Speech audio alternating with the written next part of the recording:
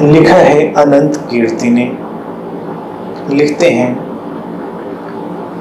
प्रत्येक व्यक्ति के अंदर कभी न कभी जीवन के प्रति एक ऊब पैदा हो जाती है। ऐसा हर व्यक्ति ने एहसास किया होगा कि जीते जी कहीं वो एक ऊब का शिकार बन गया है। सब ठीक चल रहा है पर फिर भी एक ऊब है, शायद कुछ कमी रह गई हो जैसे। क्या कारण हो सकता है इसका? कहते हैं कि जब परमात्मा ने ये सृष्टि रची तो वो कुछ समय के लिए विश्राम में चला गया और फिर वो ऊबने लगा।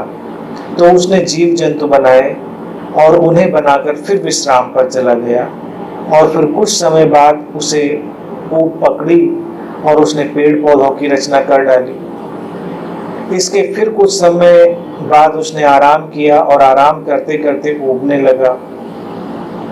तो उसने तरह तरह के जानवरों को अपनी रची हुई सृष्टि में भेज दिया। कुछ समय बीता और फिर अपनी रचनाओं को देखते देखते ऊब पैदा हुई और इसने इस बार पुरुष बना दिए और फिर से विश्राम पर चला गया। फिर वैसा ही हुआ, वो ऊबने लगा। तो उसने इस रचनात्मक कलाकृति यानी पुरुष के अंदर कई भावों को, इमोशंस को डाल दिया कि शायद इससे उसके ऊब का कुछ उपाय हो जाए। पर कुछ विश्राम करने के बाद ऊब ने पुनः घेर लिया। परमात्मा बार बार इस ऊब का शिकार हो रहा था, तो उसने इस बार स्त्री की रचना करी। और इसके बाद कहानी ऐसी है कि उसने अपनी इस बनाई हुई सृष्टि को अपने ही हाल पर छोड़ दिया। लेकिन उसके ऊब का निवारण नहीं हुआ और आखिर में उसने यही सोचा कि मैं अब अपनी बनाई हुई रचनाओं के हृदय में वास करूंगा और वहां से ही इस जीवन का एहसास लेता रहूंगा। तब से कहते हैं कि परमात्मा दिखाई देना बंद हो गया और छिपकर सबके हृदयों में वास करने लगा। अब जो अपने हृदय के पट खोल देता है उसे वो उपलब्ध हो जाता है। अब ये कहानी जैसी भी हो पर दिलचस्प है और दिखता है कि ऊब और सृजन में कोई रिश्ता है, क्योंकि जब जब परमात्मा ऊबा है उसने कुछ रचा है, सृजन किया है। क्या ऊब और सृजन में वास्तव में कोई रिश्ता है? क्या ऊब जब जीवन को घेरने लगती है तो उसके पीछे कोई इशारा भी छुपा है, कुछ बदलाव का, कुछ नया करने का, कुछ सृजनात्मक कार्य करने का? कृपया मार्गदर्शन करें।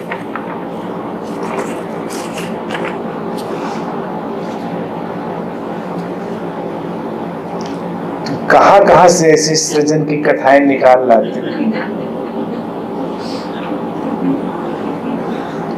ये कथा निश्चित ही किसी बहुत उबे हुए व्यक्ति ने लिखी होगी।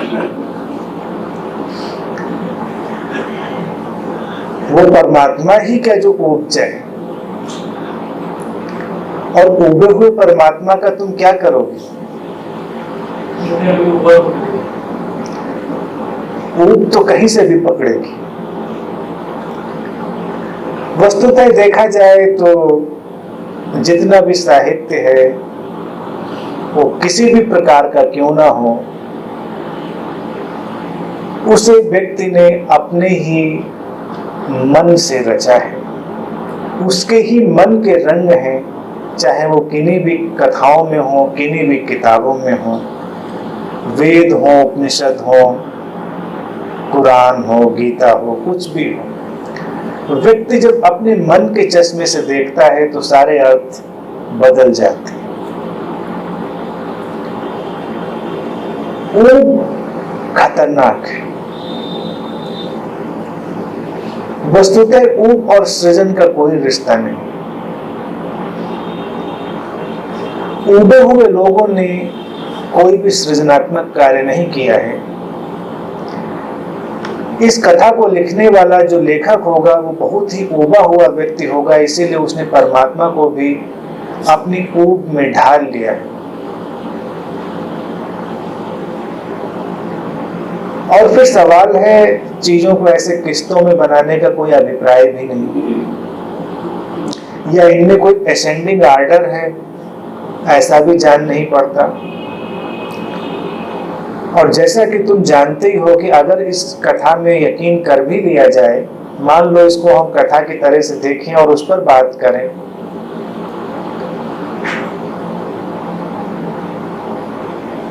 तो स्त्री को बनाने के बाद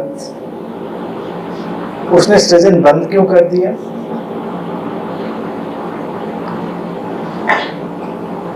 ये बात स्त्रियों से घबराए हुए लोगों ने जरूर लिखी होगी। और पहले पुरुष बनाया था, इसका भी कोई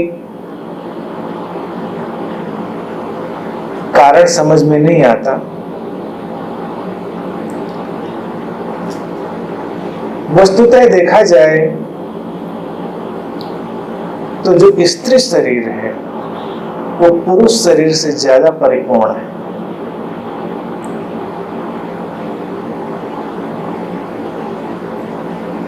और ये बात स्त्री और पुरुष के पहले और बाद में आने की नहीं है। कुछ किताबें तो ऐसा भी कहती हैं कि पहले परमात्मा ने पुरुष बनाया और फिर पुरुष के शरीर से ही एक हड्डी निकाली और उससे स्त्री की रचना कर दी, यानी कि उसका अलग से कोई वजूद नहीं है। और अगर परमात्मा समझदार होता और क्रिएटिव होता तो उसने स्त्रियों को सबसे पहले बनाया होता। तुम्हें अगर उस तरह की क्षमता और प्रतिभा दी जाए तो तुम क्या करोगे? तुम अपना श्रेष्ठतम पहले देने की कोशिश करोगे और फिर उसके बाद धीरे धीरे करके बहुत सारी चीजें आएंगी।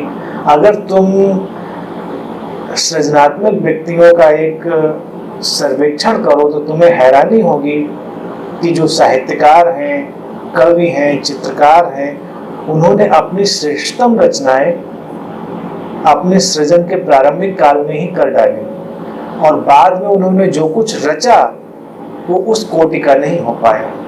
रविन्द्रनाथ ने गीतांजलि लिखी तो गीतांजलि उनके युवा काल की रचना है और उसके बाद उन्होंने बहुत सारा साहित्य रचा, लेकिन वो उसको स्पर्श नहीं कर पाया। हरिवंश राय बच्चन ने भी जो मधुशाला लिखी वो युवा थे, उसके बाद उन्होंने बहुत सारी रचनाएं की, लेकिन मधुशाला उसमें सबसे अलग पड़ गई। ये दो उदाहरण बता रहा हूँ, बहुत सारे उदाहरण। श्रेष्ठतम अक्सर पहले आ जाता है और फिर श्रेष्ठतम के चारों ओर बहुत कुछ बिखरता है। तुम बहुत सारी कथाओं और पौराणिक कथाओं से सावधान रहो। उन कथाओं में हो सकता है कुछ कीमती प्रतीक मिल जाए, कीमती इशारे मिल जाए, लेकिन बहुत संभव है कि बहुत सारी कथाएं व्यर्थ की हों जिनमें कुछ भी ना हो, क्योंकि व्यक्ति ने कथाओं को भी अपने ही अंतर्मन से गढ़ा है और उसमें अपनी ही छवि को अंकित कर दिया है। ज्यादातर कथाएं भय और लोभ की पृष्ठभूमि पर खड़ी होती, इसीलिए परमात्मा का भी जो पुराना वर्णन है और बहुत सारे साहित्य में जो वर्णन है वो भी भय और लोभ का मिश्रित रूप है। परमात्मा को मनुष्य अपनी ही छवि में देखता है, अपनी ही जो उसके अंदर की इमेज है उसमें उसे देखता है। मूर्तियां भी अगर तुम पूरी धरती पर तलाश करने जाओगे तो जिस जगह के लोग हैं उन्होंने वैसी ही मूर्तियां बनाई हैं और इस पर बहुत बहस हो सकती है कि परमात्मा कैसा रहा होगा। ये कहानियां और कहानियों के प्रतीक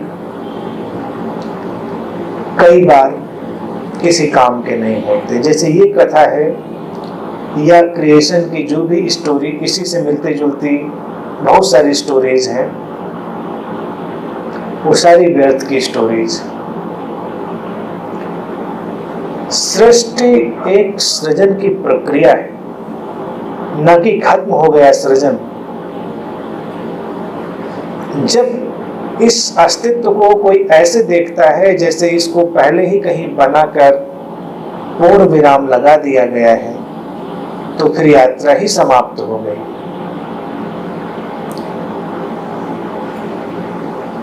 बीच में चार्ल्स डार्विन का प्रादुर्भाव हुआ था और डार्विन ने एक सिद्धांत दिया था कि मनुष्य बंदर से विकसित होता हुआ इस अवस्था तक आया। लेकिन इधर जितने भी वैज्ञानिक शोध होते रहे हैं, कहीं वो बीच की कड़ी नहीं मिली है जिससे ये पता चलता हो कि वो विकास क्रम में कभी बंदर और आदमी के बीच का उस अवस्था के जो बंदर और आदमी के बीच की रही होगी, ऐसे कोई भी अवशेष नहीं मिले। तो डार्विन के सिद्धांत को अब करीब करीब व्यर्थ मान लिया गया है। प्राचीन से प्राचीन जो कंकाल मिले हैं वो पूरे के पूरे ऐसे ही हैं जैसा आज का मनुष्य। कहीं भी आज के मनुष्य के कंकाल में पूंछ का या किसी अन्य आकार प्रकार का चिन्ह नहीं मिला है। ये केवल अवधारणाएं हैं, हाइपोथेसिस, कि व्यक्ति विकास क्रम में ऐसे आया होगा या सृष्टि का विकास ऐसे हुआ होगा। सृष्टि वस्तुतः निरंतर विकसित होती हुई एक धारा है। पहले क्या बना या पहले क्या नहीं बना, इस सब में उलझने की जरूरत नहीं है। आवश्यकता इस बात की है कि जो सृष्टि तुम्हें सामने मिली है उसका आनंद लेते हुए तुम किस प्रकार सृजनात्मक हो सकते हो। अब स्त्री और पुरुष का सवाल रहा तो तुम देखो, ये स्त्री और पुरुष ऊर्जा का विषय है और वो वनस्पति जगत हो, पशु जगत हो, पदार्थ जगत हो, हर जगह ये दोनों ऊर्जाएं विद्यमान है। ये दोनों ऊर्जाओं के आपसी सम्मिलन से, इनकी आपसी समस्वरता से सृजन की प्रक्रिया आगे चलती है। तो ये जो स्त्री और पुरुष ऊर्जा है, ये प्रकृति के कण-कण में व्याप्त है। इसमें कुछ भी कम और ज्यादा नहीं है, ये केवल विपरीतता का नियम है। अस्तित्व विपरीतता के नियम से चलता है, वो डुअलिटी से चलता है। यानी कि कोई नदी अगर बह रही है तो उसे दो किनारे चाहिए। ऐसे ही अस्तित्व में जितना भी कार्य व्यापार तुम्हें मिलेगा वो सब डुअलिटी से भरा है, दो ध्रुवों से मिलकर बना है, दो विपरीत ध्रुवों से मिलकर बना है। ये केवल मनुष्य के मन की ही एक कल्पना है जिसमें वो किसी ध्रुव को कम या किसी ध्रुव को ज्यादा समझता है। जैसे वैज्ञानिक तौर से अगर हम देखें तो करंट को भी हम नेगेटिव और पॉजिटिव कहते हैं, लेकिन इसमें कुछ भी कम और ज्यादा नहीं है। दोनों के पारस्परिक संयोग से ही विद्युत का प्रवाह होता है। परमाणु भी जो बना है वो इलेक्ट्रॉन और पॉजिट्रॉन से मिलकर बना है, यानी कि ऋणात्मक और धनात्मक ऊर्जा से, पॉजिटिव और नेगेटिव पार्टिकल्स के कॉम्बिनेशन से। पदार्थ से लेकर हर जगह ये पॉजिटिव और नेगेटिव फैला हुआ है। अब ये पॉजिटिव नेगेटिव हमारे कल्चर में इस तरह से आ गया है कि नेगेटिव शब्द सुनते ही लोग विचलित हो जाते हैं। नेगेटिव नहीं होना है, पॉजिटिव रहना है। तो लगता है कि जहां कहीं भी ये नेगेटिव और पॉजिटिव की भाषा उपयोग होती है तो जो नेगेटिव है वो पॉजिटिव से बुरा है। जब फिल्म कैमरे में पड़ा करती थी और उससे चित्र बनते थे, अब तो सब डिजिटल हो गया है, तो नेगेटिव से ही पॉजिटिव डेवलप होता था, पॉजिटिव से नेगेटिव नहीं डेवलप होता था, नेगेटिव से पॉजिटिव डेवलप होता था। अभी भी देखो तो स्त्री ऊर्जा नेगेटिव ऊर्जा है और पुरुष ऊर्जा पॉजिटिव ऊर्जा है। ये सिद्धांतिक अंतर है। लेकिन नेगेटिव कहने का तात्पर्य निंदा नहीं है, नेगेटिव का तात्पर्य है रिसेप्टिविटी, ग्रहणशीलता। उस ग्रहणशीलता से जीवन की यात्रा आगे जाती है। जहां कहीं भी नेगेटिव ऊर्जा का उपयोग किया जाता है या नेगेटिव शब्द का ऊर्जा के जगत में उपयोग किया जाता है, वहां तुम समझो कि वो ऊर्जा ग्रहणशील ऊर्जा है और जो पॉजिटिव ऊर्जा है वो सक्रिय ऊर्जा है।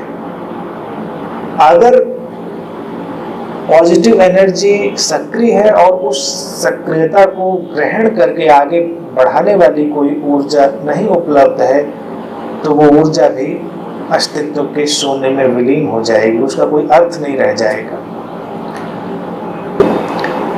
क्योंकि अभी जो हालात पैदा हो गए हैं उसमें व्यक्ति एक दूसरे से घबराया हुआ है, या कहें कि वो अपने से ही आतंकित है। जब भी कोई अपने से आतंकित हो जाता है तो स्त्रियां पुरुषों से आतंकित हो जाएंगे और पुरुष स्त्रियों से आतंकित हो जाएंगे। म्यूचुअल हो, क्योंकि हम अपनी ऊर्जा के प्रति ही सहज नहीं। हमारे भीतर जो कुंडलनी ऊर्जा है, जो बेसिक एनर्जी है, वो इसी पॉजिटिव और नेगेटिव के कॉम्बिनेशन से मिलकर आगे बढ़ती है।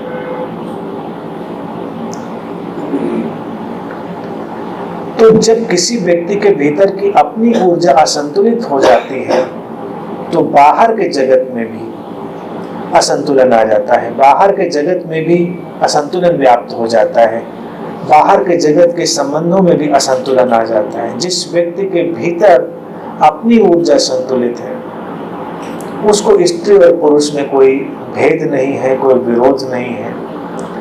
वो एक ही ऊर्जा के अलग अलग रूप है और उनका अलग अलग सौंदर्य है।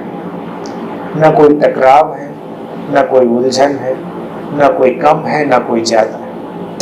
अगर ऊर्जा का संतुलन बन गया है तो तुम सहज हो गए, सामान्य हो गए, संतुलित हो गए। इंफीरियरिटी और सुपीरियरिटी का हर भाव तुम्हारे अंदर से विदा हो गया और तुम कंप्लीटली क्रिएटिव हो, सृजनात्मक हो। तो इसको इस अर्थ में लेंगे तो ज्यादा सुंदर होगा। बाकी ऐसी कथाओं का तुम आनंद ले सकते हो और उबे हुए लोगों से सावधान रहो, क्योंकि उबे हुए लोग अक्सर बड़े विध्वंसक लोग होते हैं, सृजनात्मक लोग नहीं होते। ऊब से भरे हुए लोगों ने बम बनाए हैं, ऊब से भरे हुए लोगों ने हथियार बनाए हैं, ऊब से भरे हुए लोगों ने युद्ध लड़े हैं। लेकिन जो व्यक्ति प्रेम से भरा है उसने युद्ध नहीं लड़ा। जो व्यक्ति प्रेम से भरा है उसने युद्ध लड़ना नहीं चाहा है। व्यवस्था में चाहे उसको भले उसमें शामिल होना पड़ गया हो, जैसे भगवान कृष्ण जैसे संबुद्ध सद्गुरुओं को किसी युद्ध के बीच में पड़ जाना पड़ा, इतना प्रेम को होते हुए। ऊब हमेशा विध्वंस लाती है, तुम इसका प्रयोग करके देख सकते हो। अगर तुम ऊबे हुए हो तो तुम तोड़ फोड़ करना चाहो,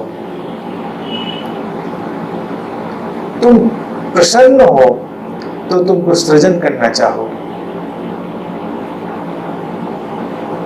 तुम प्रसन्न हो तो तुम किसी भी प्रकार का कोई सृजनात्मक काम करना चाहोगे, चाहे कविता लिखना हो, चित्र बनाना हो, खाना बनाना हो, कोई भी सृजनात्मक काम हो, अच्छी बातें करना हो या कम से कम प्रसन्न होना हो, अपनी तरंगों को रेडिएट करना हो, वो भी सृजनात्मकता है। तुम ये सारे काम करोगे और जब तुम उबे हुए होगे तो हमेशा तुम विध्वंसक होगे, दूसरों को सताओगे या अपने आप को सताओगे।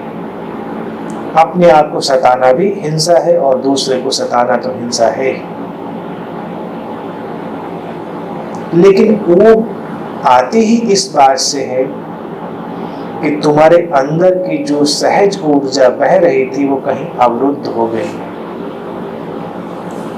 इन सारी बातों पर ध्यान दिया जा सकता है और तब तुम्हें कई सारी ऐसी अंतर्दृष्टियां उपलब्ध होंगी कि तुम हैरान रह जाओ